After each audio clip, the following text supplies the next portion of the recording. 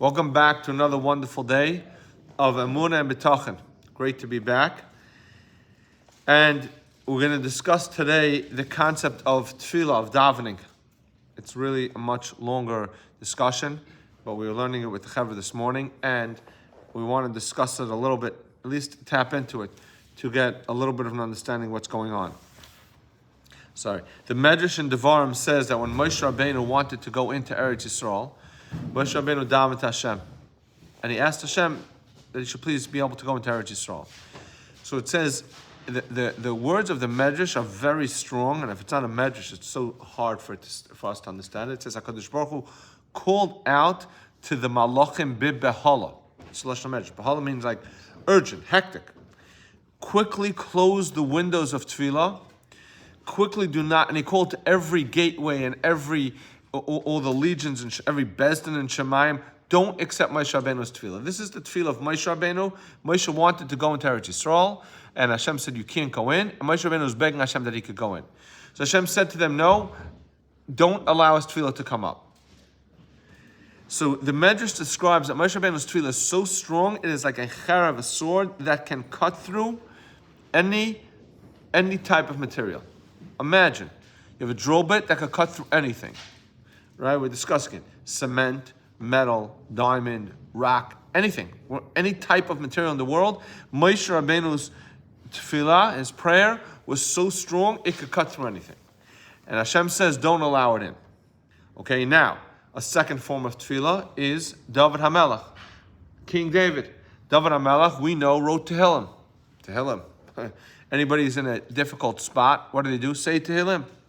Go ahead and say Tehillim. That's called tefillah LeDavid. So we have tefillah LeMoshe, who is such a powerful tefillah. We have tefillah LeDavid. And then there's a third level of tefillah, and that is called tefillah LeAni, the tefillah of a poor person. Like the pasuk actually in Tehillim says, tefillah LeAni ki yatov, tefillah to a poor man when he wraps himself, and that is a discussion of his form of tefillah. Now, if one were to try to figure out what is the strongest form of tefillah, I described to you Moshe Rabbeinu, it's so strong, it's like a sword, it could cut through anything. Tefillah David Hamelech wrote Tehillim. When anybody is in a tzara, when everybody's in a difficult spot, they say Tehillim. And then you have Tefillah LeAni. Now, it's hard to say, hey, which is the strongest tefillah? So Chazal teach us the strongest power of prayer belongs to the ani, to the poor person. Wow. Why? Because it says, Karev Hashem, Hashem is close, L'nishbrei leiv, to the broken-hearted person.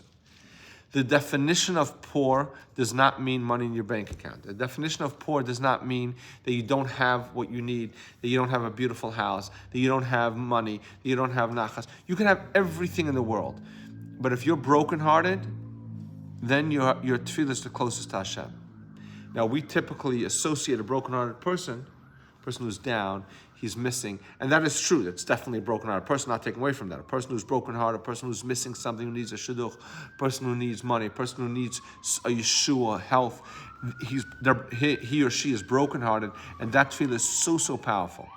But I also want to address the people that have what they need, and have a good life, and have good things. They could also be considered broken-hearted. How is that? If you recognize Emunah Shlema, if you recognize with complete faith that your heart is not complete without Hashem, that means that you have nothing without Hashem. All the money in your bank account is zero without Hashem.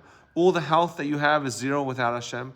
All the nachas you have is zero without Hashem. All the emotional stability you have is zero without Hashem. Your job is zero without Hashem. Your home, your wife, your children, your husband, your spouse, whatever it is, your parents, everything is nothing without Hashem, then you're considered brokenhearted because you recognize, I'm an ani to Hashem. Tefillah LeAni means I'm poor to Hashem, which means I recognize Hashem that it's all you.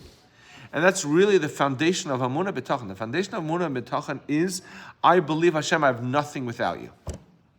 So it means every single one of us could pray, could daven, could talk to Hashem greater than Moshe Rabbeinu. Wow. I wouldn't be able to say it without the words of the Sha'ar B'Tefillah. But the Sha'ar B'Tefillah, Reb Shimshon Pinkus Chaim says that your power of prayer is greater than Moshe Rabbeinu if you're a broken-hearted person. So when you get up to pray, when you get up to daven, and even if it's not during Shachris Mincha Ma'ariv, even if it's your own prayer to Hashem, it's your own tefillah to Hashem, When you say, Hashem, I recognize I am nothing without you. I have nothing without you. I can't exist without you. Nothing in my life can exist without you. I become an ani, and my prayer has a more powerful connection to Hashem than anything in the world, than Dovid Hamelech and than Moshe Rabbeinu. So let's take a moment, think about that, talk to Hashem from a level of the understanding that we're nothing without Hashem. And then we'll be zeicha to connect to Hashem at the highest level. Thank you for listening. Have a wonderful day.